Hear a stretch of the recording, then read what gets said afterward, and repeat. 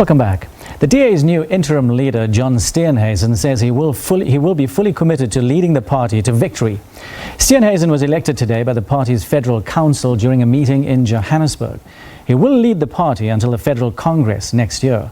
The election comes after the resignations of Mmusi, Maimane and Athol Trollip, shortly after Helen Zille was elected Federal Council chairperson.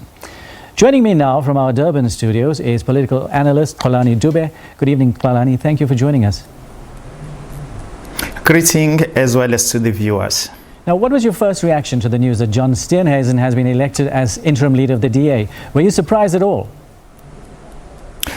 Not at all. I think a number of people have expected such kind of an outcome, and so there is no surprise at all on what happened today.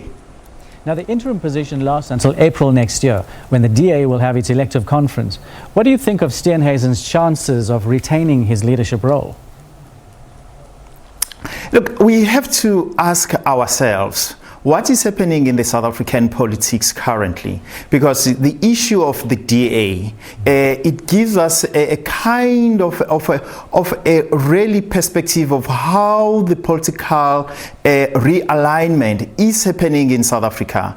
I would like to argue that in South Africa, the issue of party opposition or the politics of the opposition is something that is no more there because of the rise of Cyril Ramaphosa. Cyril Ramaphosa has created an environment in our political space where the opposition becomes irrelevant, because what Cyril represents is what the opposition parties, especially the DA, is representing. And bear in mind that now we are moving to a time and space where the issue of class becomes predominantly in our political space. And so Cyril Ramaphosa, as well as the DA and other people in other political organizations, they belong in the same class. And so now is the issue of class interest that Cyril Ramaphosa, the DA, and any other person who belong to the same class, they need to protect. It's no longer about the party of it's no longer about the ideological contest or any other, but now is about the it's about the class solidification and the protection of a class interest. And so I can say DA henceforth is going to play a complementary role to Cyril Ramaphosa's government, not to the ANC, but to Cyril Ramaphosa's presidency. Okay, now after the resignations of Mmusi, Maimane, Athol Trollip and Herman Mashaba, is the DA not facing a crisis of identity? What is the situation with the DA right now? Look, DA is not facing a crisis of identity at all. We have to be frank and honest about that. DA is there to serve a particular class. It's not there to serve a particular identity or a particular skin pigmentation. The issue of skin pigmentation is secondary to the DA, but what is central to the DA is the issue of class interest. And so if you talk about the issue of skin pigmentation politics, you have to ask yourself, why Matigizela is still there? Why Mbalintuli is still there? Why Mahashulekane is still there? Why all other black people are still there? And so that's why I'm saying it's not the issue of skin pigmentation politics, but is the issue of class. That's why you could see now DA gravitating towards the policies of the ANC, of which the policies of the ANC as well as of the DA, when you look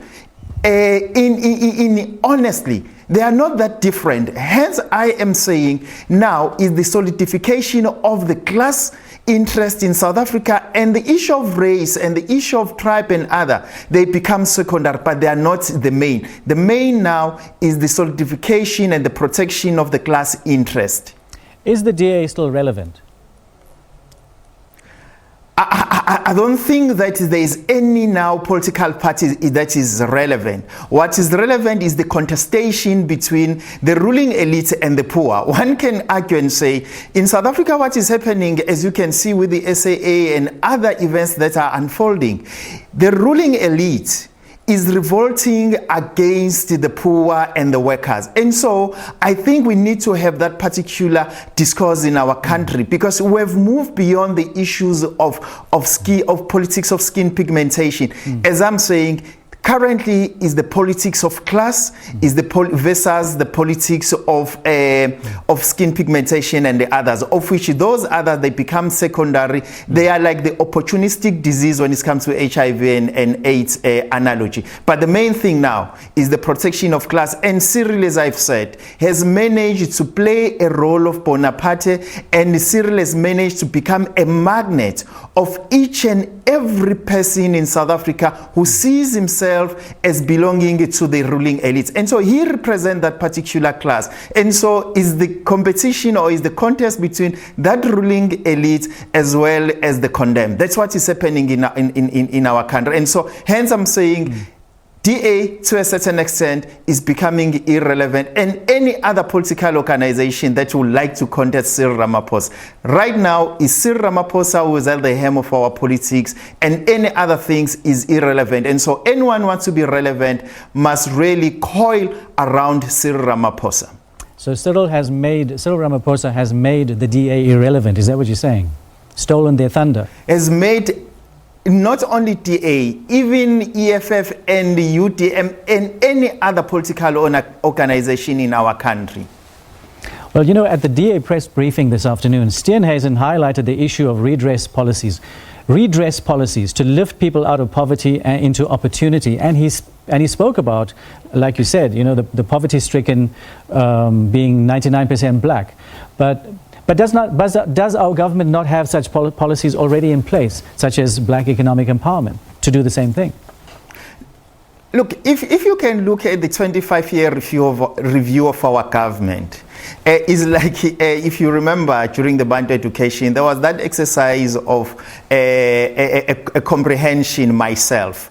Or my liacham in Afrikaans, where a person is supposed to write about his body, about his beauty. Yes. That's what is happening in that 25-year review, where the government is not talking about the GA coefficient, is not talking about the fruit basket, that number of South Africans can afford it, and also is not talking about the issue of unemployment. And so what the DA is saying, and what Cyril Ramaphosa and the ANC is saying in an NDP, you have to understand that they are only pacifying the poor, because their main responsibility is not really to make everyone out of that line of being poor, but is to regulate so that the system that is existing here in South Africa can be entrenched. Because if you're talking about liberating the poor from poverty, we have to change the economic system that is existing in our country,